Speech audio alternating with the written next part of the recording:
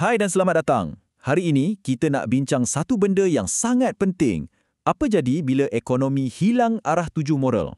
Dalam kupasan kali ini, kita akan selami macam mana pemisahan antara etika dan ekonomi dah membentuk dunia kita hari ini. Dan kita akan tengok satu kerangka alternatif yang cuba satukan semula kedua-duanya. Pernah tak anda rasa kenapa krisis kewangan ni macam asyik berulang je? Kenapa jurang antara orang kaya dengan orang miskin makin lama makin besar? Soalan-soalan ni selalu bermain di fikiran kita kan? Puncanya sebenarnya lebih dalam daripada apa yang kita nampak pada angka dan graf. Jom kita bongkar sama-sama. Okey. Isu utama ni kat sini, banyak krisis ekonomi zaman moden ni berpunca daripada satu masalah asas. Kita dah pisahkan ekonomi daripada etika. Dan ini bukan sekadar isu falsafah tau. Ia bagi kesan yang betul-betul nyata dalam hidup kita semua. Menurut Amartya Sen, seorang pemenang hadiah Nobel, ekonomi ni ada dua DNA. Satu DNA etika yang tanya soalan macam mana kita nak hidup dengan baik. Satu lagi DNA kejuruteraan yang tanya macam mana mesin ni berfungsi. Masalahnya, ekonomi moden ni terlalu fokus pada kejuruteraan. Seolah-olah ekonomi ni cuma sebuah mesin yang tak ada jiwa, tak ada nilai, baik atau buruk. Jom kita patah balik ke belakang sikit. Macam mana penceraian besar antara etika dan ekonomi ini boleh berlaku? Sebab keadaan tak selalunya macam ni. Dulu, ekonomi dan etika ni ibarat kawan baik, jalan seiringan.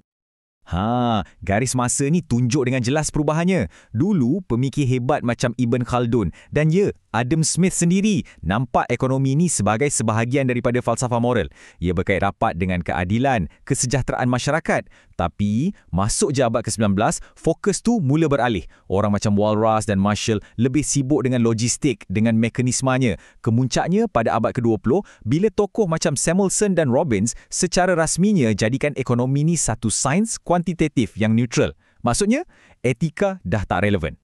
Jadi, apa padahnya bila ekonomi dah tak dipandu oleh etika? Kesannya sangat besar. Daripada ketidakstabilan kewangan yang kita selalu dengar, sampailah kepada ketidakadilan sosial yang makin menjadi-jadi.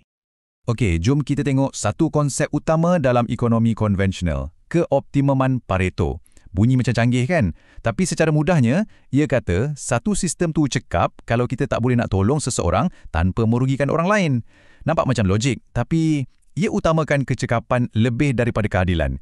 Ia langsung tak ambil kira sama ada agihan kekayaan tu adil atau tak dari awak lagi. Kata-kata daripada Amartya Sen ni, memang menusuk kalbu. Ia betul-betul tunjukkan kelemahan konsep tadi. Satu sistem tu boleh dianggap cekap dari segi teknikal, tapi pada masa yang sama, ia buta sepenuhnya terhadap penderitaan dan ketidakadilan. Inilah yang terjadi bila kita hanya fokus pada mekanisme semata-mata. Jadual ni jelaskan lagi perbezaan antara dua pendekatan ni. Ekonomi konvensional, dia berpegang pada model manusia yang kita panggil Homo economicus. Kononnya manusia ni macam robot yang hanya fikirkan kepentingan diri sendiri je. Sebaliknya, pendekatan beretika faham yang kita sebagai manusia jauh lebih kompleks. Kita ada rasa belas kasihan, ada nilai, ada tanggungjawab sosial, bukan sekadar nak kejar untung je.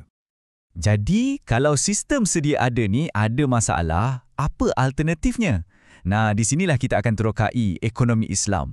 Bukan sekadar sebagai satu ajaran agama, tapi sebagai satu kerangka kerja yang lengkap untuk satukan semula etika ke dalam nadi sistem ekonomi. Asasnya terletak pada 5 kepercayaan teras ini. Contohnya, konsep tauhid tu sendiri bermakna tak ada pemisahan antara urusan dunia dengan akhirat, termasuklah ekonomi. Semuanya di bawah satu payung moral yang sama. Dan konsep manusia sebagai khalifah pula mengingatkan kita yang kita ni hanyalah pemegang amanah, bukan pemilik mutlak sumber-sumber di bumi ni. Jadi, dengan prinsip-prinsip ni memang mustahil untuk kita pisahkan ekonomi daripada etika. Okey, tadi itu falsafahnya. Sekarang, jom kita tengok macam mana semua prinsip ni diterjemahkan dalam tindakan seharian dalam polisi ekonomi yang sebenar. Ini adalah antara garis panduan praktikalnya. Semuanya dibina untuk wujudkan sistem yang adil dan bertanggungjawab. Yang paling penting untuk kita faham ialah larangan terhadap 3 perkara. Riba atau faedah yang menindas. Gharar iaitu ketidakpastian yang melampau dalam kontrak. Dan maisir atau perjudian. 3 perkara inilah yang seringkali menjadi racun dan punca ketidakstabilan dalam sistem kewangan konvensional. Sistem ini ada 3 lapisan penapis etika. Yang pertama, penapis dalaman. Ia datang dari dalam diri kita sendiri. Hati nurani kita. Ia dipandu oleh prinsip ihsan. Bila kita buat sesuatu, kita buat dengan sebaik mungkin seolah-olah Tuhan sedang memerhatikan kita. Jadi, secara automatik, kita akan jadi lebih jujur dan bertanggungjawab. Lapisan kedua pula ialah penapis sosial. Ini adalah peranan masyarakat. Konsep amar ma'ruf nahi mungkar atau secara mudahnya mengajak kepada kebaikan, mencegah kemungkaran. Maksudnya, masyarakat secara kolektif ada tanggungjawab untuk pastikan aktiviti ekonomi di sekeliling mereka berjalan secara beretika. Kita jaga kita lah, senang cerita. Dan lapisan yang ketiga dan terakhir ialah penapis undang-undang. Di sinilah syariah berfungsi sebagai rangka kerja perundangan untuk pastikan keadilan dan elakkan sebarang bentuk penindasan. Ia bertindak macam safety net atau benteng terakhir untuk melindungi semua orang dalam sistem. Jadual ni memang jelas tunjukkan perbezaannya. Cuba lihat, dalam keuangan Islam, etika tu bukan pilihan. Ia teras dalam setiap operasi. Berbeza dengan tanggungjawab social corporate atau CSR dalam sistem konvensional yang kadang-kadang hanya sekadar hiasan luaran. Ingat tak kes Enron atau Lehman Brothers? Mereka ada program CSR yang hebat, tapi ia tak mampu selamatkan mereka sebab dari dalam lagi dah rosak dengan amalan yang tak beretika. Jadi, apa kesimpulannya?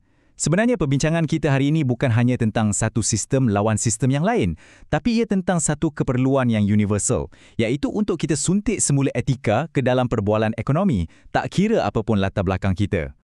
Saya tinggalkan anda dengan soalan ini untuk kita sama-sama fikirkan. Mungkin untuk kita bina satu sistem ekonomi global yang lebih stabil dan adil, kita tak perlukan model yang lebih canggih atau kompleks. Mungkin kita hanya perlu mencari semula kompas moral yang telah lama kita hilangkan. Terima kasih kerana sudi mendengar.